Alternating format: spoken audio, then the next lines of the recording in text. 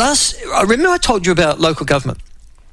Local government thinks, and I kid you not, I know it's sort of intellectually brain dead stuff, that it's a partner in the Treaty of Waitangi in this country. In fact, in a submission that Local Government New Zealand, which is probably the stupidest organisation in the history of stupid, but Local Government New Zealand have put in their briefing papers to the incoming Minister of Local Government, Simeon Brown, they've actually put in that they believe that they should be free to negotiate essentially separate Treaty of Waitangi partnerships with Māori living in their area. All right, I know. And this quiet revolution is happening as I talk to you now. All right? In fact, it's been happening for the last 3 years in New Zealand. And so all throughout New Zealand, a whole series of councils, district, city, regional, have got together with local Māori and said, we're going to start our own version of the Treaty of Waitangi. No, I kid you not. And the Te Tiriti o Waitangi is the direct reference point for that partnership. Now, as I have pointed out repeatedly to the stupid people at the Otago Regional Council, a sort of intellectually brain-dead few who are coming up with this policy, the Treaty of Waitangi is not between local council, local government and Māori, who might just happen to be living in your area, or some sort of tribal group that sort of strayed through there on the 6th of February 1840. In actual fact, it's between the Crown, all right, representative of the British government of the time, and Māori, which is a sort of amorphous mess, but there's a collection of hapu and basically hapu and iwi and Uncle Tom Cobley and all that might have existed, because there was no Māori entity in 1840, as we know. Nowhere there is the Otago Regional Council there, for example, or the Carterton District Council or the Hastings District Council. They don't exist, all right? But here are all these councils trying to get, believe that they're going to have a partnership. And each of them defines this partnership, can I say, in a different way. Local Government New Zealand now have decided that they want to form their own treaty partnerships all throughout New Zealand with the local Māori living in that area. Now, for Otago, actually, that would be quite easy, because there's only one sort of local iwi group, and that is Ngaitahu, Kaitahu they call it, but it doesn't matter. It's Ngaitahu for the rest of us. A lot harder in a place like Taranaki. We've got, at least 8 iwi. A place like Taranaki, Bay of Plenty, whatever. You can see the problems instantly, I'm sure. And by the way, councils don't want a partnership with the Māori living in Otago. So, oh God, no. No, they only want a partnership with those iwi who were resident in that area in 1840.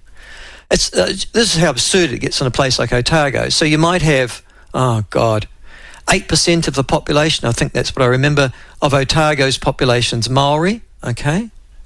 But it would only be about a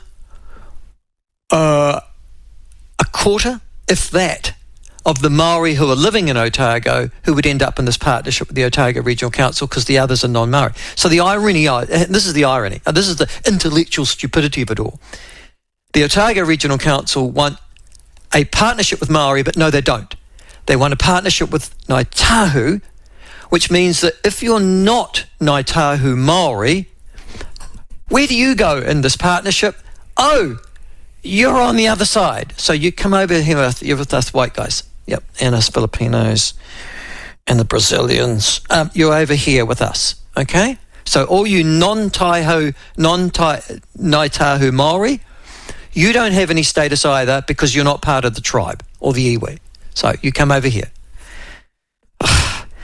That's how absurd it is. So when they talk about partnership, you're probably in a place like Otago end up with, 98% of the population would be non-Ngaitahu, resident of the population, 2% would.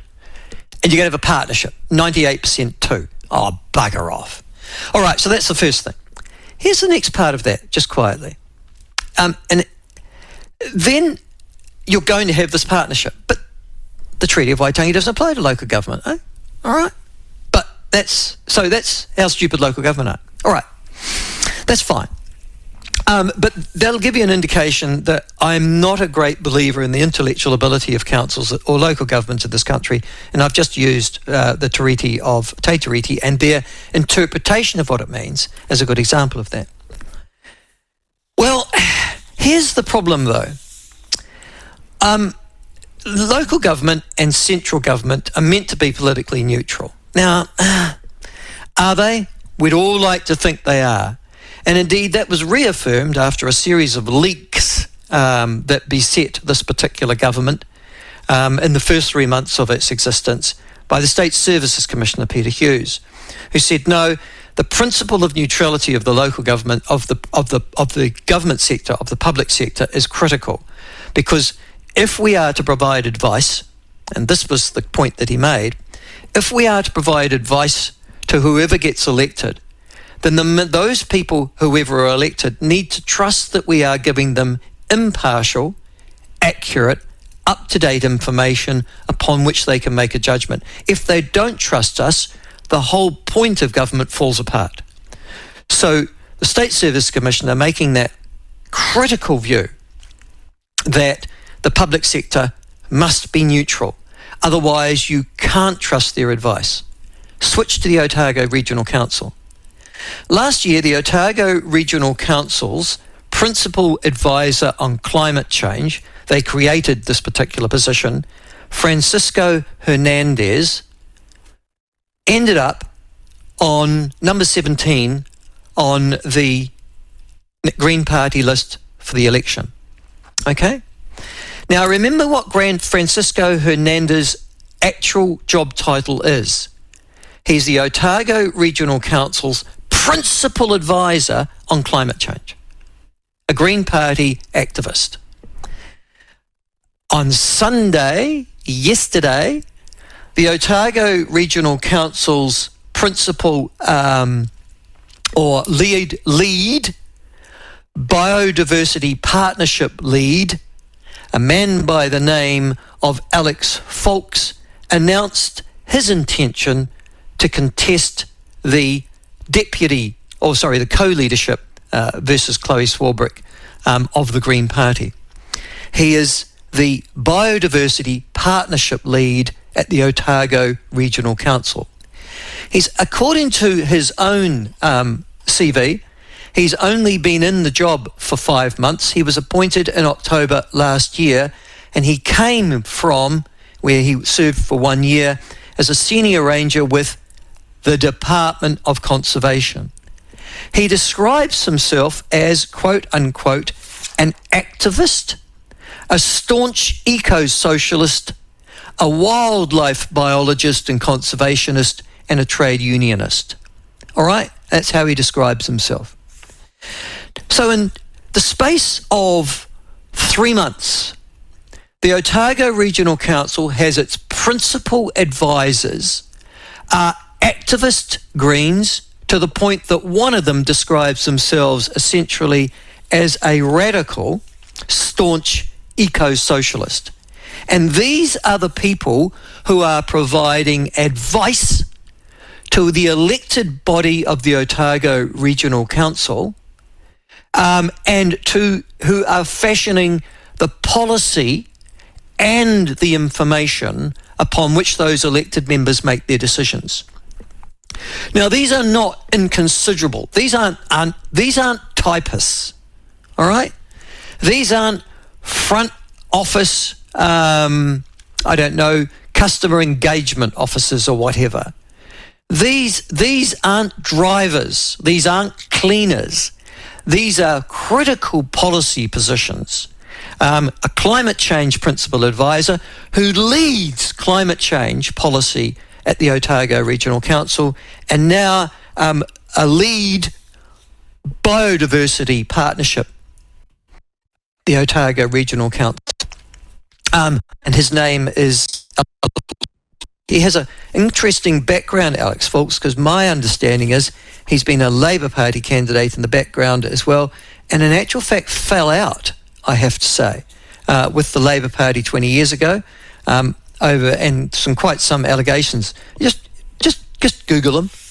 Alex Foulkes, AlexFoulkes. Now, Alex Foulkes is challenging Chloe Swarbrick for the Green Party co-leadership from a position of a ratepayer-funded, prestigious, you'd have to say, in terms of the title anyhow at least, but also you would expect of the influence and the salary, of a public sector agency in this country. I actually wonder, just quietly, and I wondered, and I did this yesterday, if there wasn't a Green Party cadre existing, because how would you not know that eco-activists like this, who proudly wear their eco-socialism on their sleeve, along with their heart, presumably, certainly not their intelligence or their brain, now have permeated local government in this country. And now that goes to the critical issue of, don't you also need to ensure that your local government, whether it's the Wellington City Council or the Auckland City Council or the Christchurch City Council or any regional council, making rules that affect every one of us and determining whether or not something as simple like farming can occur in this country, or horticulture or viticulture, the stuff that makes money, providing serious policy advice and fashioning in a monopoly position that information for elected officials upon which to make a decision. Don't you then say, how riddled are our public sector in this country with activists, political types who are actually utilising their positions for a political agenda, paid for by the ratepayer or taxpayer of this country. And the latest really good example of that, I would suggest to you, is happening right in my neck of the woods in the Otago Regional Council. I suggest, though, it is the thin end of the wedge. Shouldn't all local officials, whether they are in central government or local government, whether they are meant to be a neutral public sector providing independent and impartial advice, be checked for their credentials, particularly when they have an activist part? I actually used the analogy yesterday, just so that you know. It would be like an ACT Party activist at the Otago Regional Council or anywhere else providing the policy lead and policy advice on the Treaty of Waitangi, wouldn't it? I mean, that's how absurd it. No one would think in New Zealand, I will go and employ an ACT Party activist who describes themselves as an ACT Party activist and appoint them to a position where I want them to provide independent and impartial advice on the Treaty of Waitangi to my elected officials. It wouldn't happen, and you'd see it, that would be wrong and clearly a clear breach and conflict of interest. But not Otago, and not when it comes to the environmental staff that they appoint and employ.